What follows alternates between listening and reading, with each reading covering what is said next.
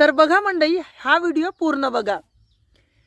एक शेतकरी होता, त्याला 2 मुलं होती आणि त्याला जमीन हे 3 एकर होती। तर 1.5 एकर खूप चांगली होती आणि 1.5 एकर मात्र पूर्ण खडकाळ होती, म्हणजे तिथे नुसते गोटे होते। तर लहान मुलगा खूप स्वार्थी होता आणि मोठा मुलगा खूप मोठ्या मनाचा होता।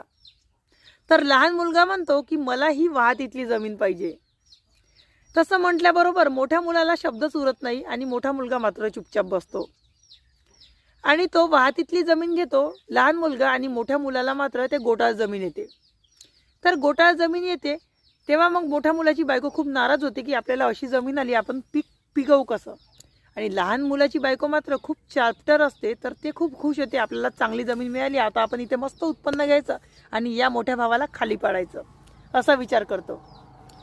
पण मोठा हार मानत नाही। मोठा ती जमीन नांगरतो आणि त्याच्यावर पेरतो।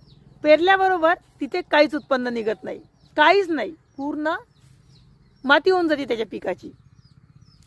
आणि लहान भावाला मात्र मस्त उत्पन्न होतो। त्यावेळेस तो लहान भाऊ ताठ मान करून त्याच्या समोरून जातो आणि त्याला म्हणतो की तुझ्याच्याने काहीच होणार नाही, तू जसा आहे तसाच राहशील।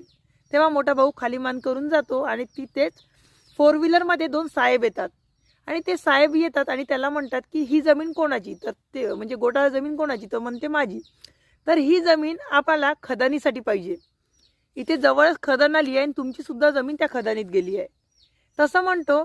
आणि 50 लाख रुपये एकरप्रमाणे तुम्हाला आम्ही पैसे देणार आहोत, म्हणजे एका एकराचे 50 लाख, तर 1.5 एकराचे 75 लाख रुपये तुम्हाला मिळणार आहे, या खदानी जमीन जाणार आहे म्हणून।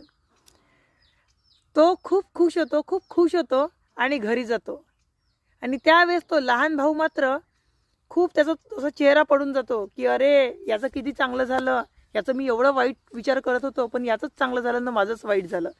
तात्पर्य एकच आहे मंडळी की दुसऱ्यांबद्दल चांगला विचार केला तरच तुमचं चांगलं होईल, पण दुसऱ्यांबद्दल जर खड्डे खोदले ना तर त्या खड्ड्यात सगळ्यात जास्तीत जास्त आदळणार हे तुम्हीच।